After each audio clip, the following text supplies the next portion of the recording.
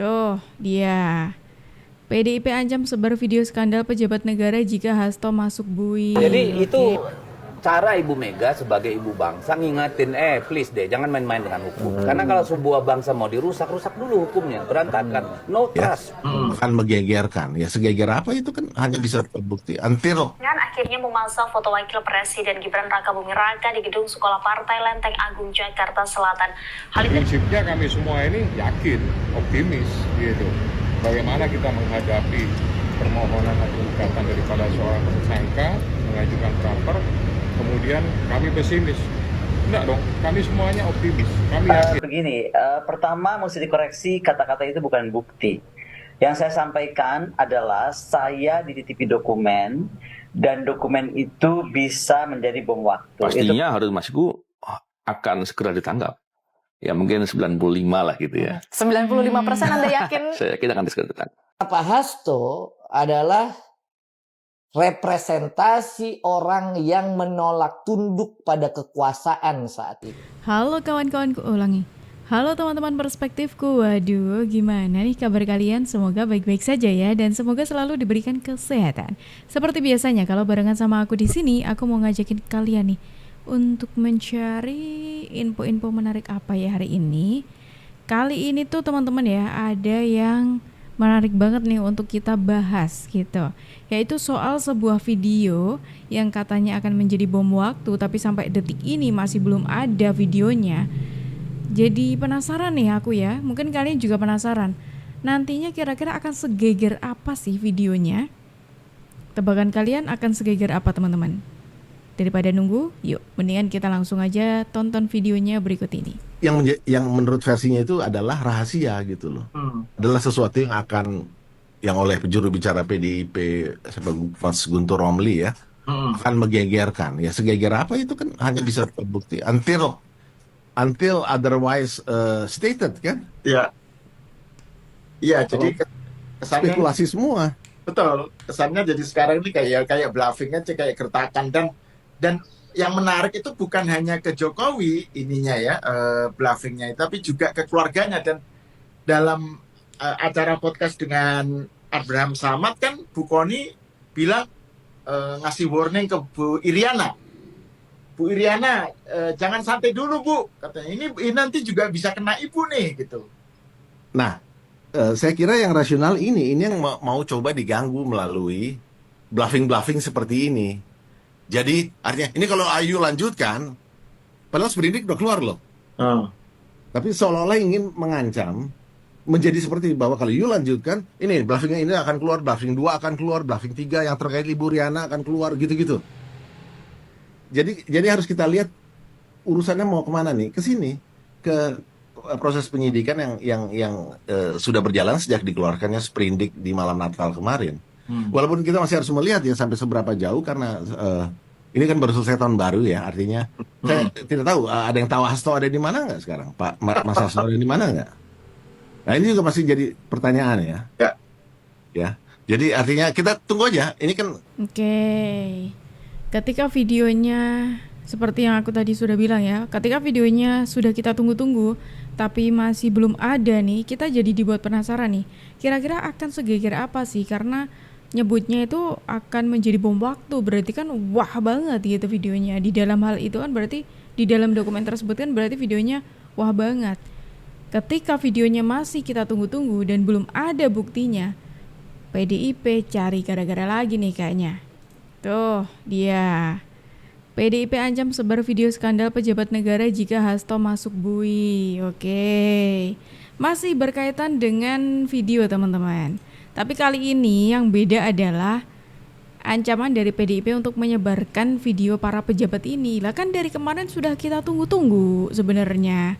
Tapi PDIP-nya yang kayaknya entah PDIP ataupun Pak Hasto yang kok kayak maju mundur nih. Kan udah sempat di-spill kan, harusnya ya mereka tahu kalau se-Indonesia Raya ini kita menunggu video tersebut. Kita mau membuktikan juga nih seberapa wah videonya, seberapa kaget kita dengan videonya, kayak gitu teman-teman, ya nggak sih? Saya ingat pidato Ketua Umum Ibu Megawati kan, ya kalau sampai sekjen saya ditangkap atau di tersangka saya akan datang. Itu konteksnya gimana sih Bang? Sebenarnya Konteksnya mengingatkan kepada aparat penegak hukum agar tidak bermain-main dengan hukum.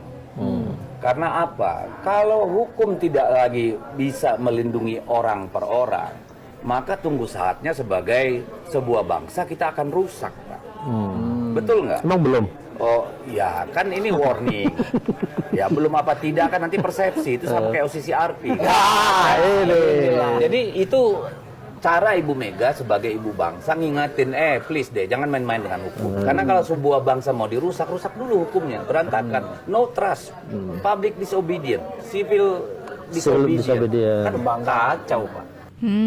Ternyata gertakan-gertakan itu sudah diberikan contoh nih oleh Ibu Ketumnya.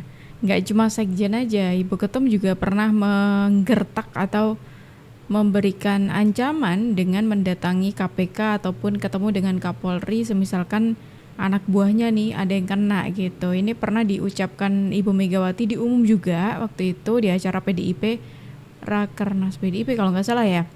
Di situ Ibu Megawati terang-terangan mengatakan kalau entah ini cuma sebatas untuk menenangkan Pak Hasto aja atau memang benar-benar Ibu Megawati itu akan melaksanakan gertakan ini atau memang sebatas gertakan semata aja gitu supaya tidak ditersangkakan ataupun supaya tidak masuk di penjara gitu. Emang ya, buah itu jatuh tidak jauh dari pohonnya. Ketika Ibu Ketum menggunakan taktik ancam-mengancam, itu pun dilakukan oleh kadernya. Dan kali ini adalah anak kesayangannya Pak Sekjen PDIP Pak Hasto Kristianto. Akhirnya memasang foto Wakil Presiden Gibran Rakabuming Raka di gedung Sekolah Partai Lenteng Agung Jakarta Selatan. Hal itu diketahui dalam acara HUT ke-52 PDI Perjuangan pada Jumat 10 Januari. Adapun acara tersebut turut dihadiri oleh Ketua Umum PDIP Megawati Soekarno Putri, Sekjen PDIP Hasto Kristianto hingga Ketua Umum DPP PDI Perjuangan Puan Maharani. Dalam tayangan video PDI Perjuangan terlihat partai berlogo banteng itu sudah memasang foto putra Joko Widodo di aula utama sekolah partai. Terlihat di samping kanan terdapat foto Presiden RI Prabowo Subianto. Sebelumnya pada 4 Desember lalu, PDIP belum mau memasang foto Presiden Prabowo dan Wakil Presiden Gibran Rakabuming Raka. Padahal Presiden Prabowo dan Wakil Presiden Gibran telah dilantik pada 20 Oktober 2024 lalu. Ini dia salah sebuah contoh juga bagaimana gertakannya PDIP itu hanya sebatas gertakan semata, teman-teman. Kenapa aku bilang seperti itu? Karena kalau kalian ingat di akhir tahun lalu Pak Hasto Kristianto itu terang-terangan mengatakan kami menyediakan ruang untuk Pak Prabowo, Pak Presiden Prabowo Subianto. Tidak ada ruang untuk, nggak menyebutkan ini sih, cuma menyebutkannya hanya menyediakan ruang untuk Pak Prabowo. Dan ketika ditanya ulang nih sama awak media waktu itu, jawabannya tetap sama, kami hanya menyediakan ruang untuk Pak Prabowo Subianto. Ternyata ketika kemarin HUT dipasang juga tuh fotonya Mas Gibran. Harusnya tuh kayak gitu loh ya. Ini bukannya aku ngomong kayak gini bukannya gimana-gimana, karena memang harusnya seperti itu, teman-teman. Seharusnya sebagai partai yang besar, partai yang sudah melewati asam garam perpolitikan tanah air, ya sudah legowo saja, harusnya seperti itu. Gimana cara mau membuktikan atau menunjukkan legowonya? Ya sudah, dipasang foto kedua-duanya, karena nggak mungkin dong presiden berjalan tanpa wapres, begitupun juga sebaliknya nggak mungkin wapres berjalan tanpa presiden. Dua hal ini tuh saling melengkapi, begitu. Prinsipnya kami semua ini yakin, optimis gitu. Bagaimana kita menghadapi permohonan atau gugatan daripada seorang tersangka mengajukan praper, kemudian kami pesimis. Enggak dong, kami semuanya optimis, kami yakin. Ya, kami sudah mempersiapkan segala sesuatunya. Kita punya tim, yaitu ibarat kata ini pembuktian secara formil kita sudah siapkan. Gitu. Apalagi kalau kemudian tuntutannya atau masuknya kepada yang material juga, misalkan hakim tunggalnya minta pun juga kami akan siapkan. Tapi pra-peradilan kan urusannya hanya terkait masalah administrasi atau formil. Nah ini menarik nih, daripada nih ya sibuk-sibuk mengancam dengan menyebarkan video yang sampai detik ini pun kayak itu cuma sebatas cuap-cuap aja, cuma sebatas ancaman semata, sebatas gertak sambal mungkin ya. Jadi mendingan ya, kalau saran saya mending fokus di pra-peradilan. Karena kemarin ketika Pak Hasto datang ya di pemanggilannya KPK kemarin itu kan Pak Hasto juga mengatakan pihaknya Pak Hasto itu mengajukan untuk pra peradilan. Nah, KPK sudah menjawab itu. Kalau KPK sudah memberikan jawaban nih, kalau KPK itu siap menghadapi gugatannya Pak Hasto di pra peradilan. Nah, mendingan daripada sibuk-sibuk dengan video yang nggak jelas itu, fokus aja deh mending di pra peradilan. Nanti jangan-jangan ketika nanti sudah gagal nih ya di pra peradilan, sama lagi tuh narasinya. Ini bentuk politisasi, bentuk kriminalisasi. Udah hafal tuh di otak saya narasinya bakal seperti apa. Tersangka Bu Kony bersuara cukup keras dan mengatakan bahwa ada bukti yang dititipkan oleh Mas Hasto kepada Bu Kony. Bisa dijelaskan seberapa kuat sebetulnya bukti yang diberikan oleh Mas Hasto kepada Bu Kony?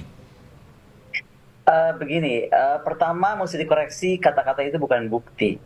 Yang saya sampaikan adalah saya dititipi dokumen dan dokumen itu bisa menjadi bom waktu. Itu kalimat saya. Oke. Saya lebihkan, saya kurangi. Menghindar. Dan saya bilang dokumen ya, artinya saya tidak bilang saya pegang raw video, saya tidak bilang saya pegang foto.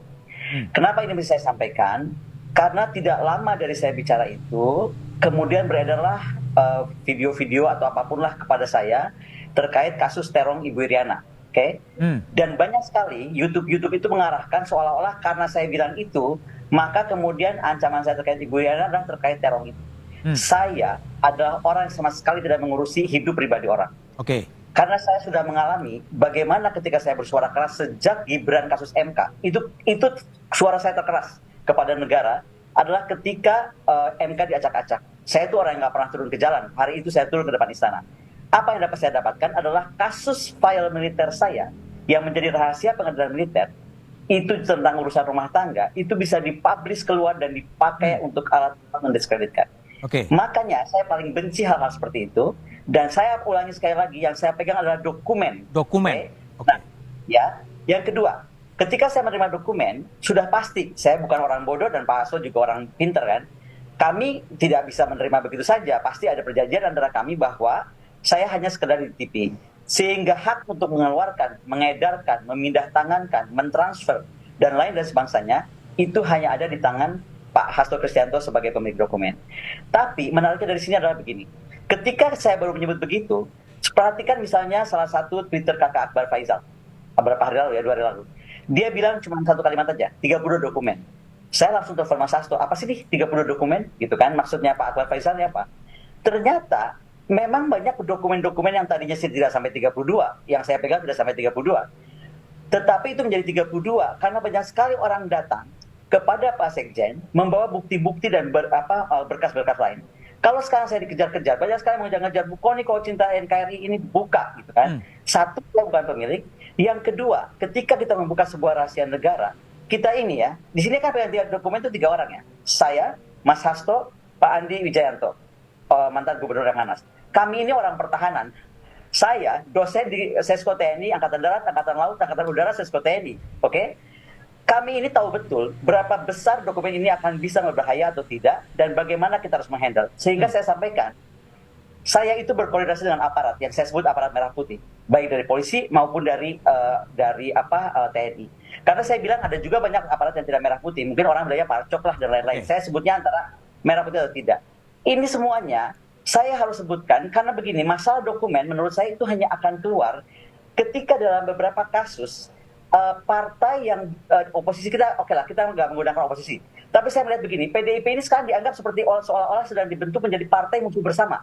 Aneh sekali. Padahal ketika tadi disampaikan ya oleh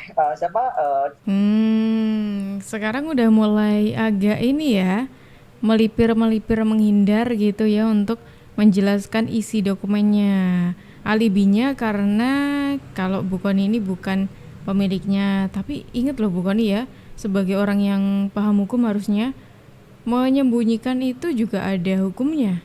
Ya, ketika Ibu Kony sudah tahu faktanya dan memilih untuk menyembunyikan dokumennya, dokumen yang harusnya jadi bukti nih, itu bisa kena hukum dan ada hukumnya. Ya harusnya Bu Kony paham dong harusnya loh ya. Tapi kenapa kok sampai detik ini nih masih maunya tutup terus nih soal dokumen tersebut.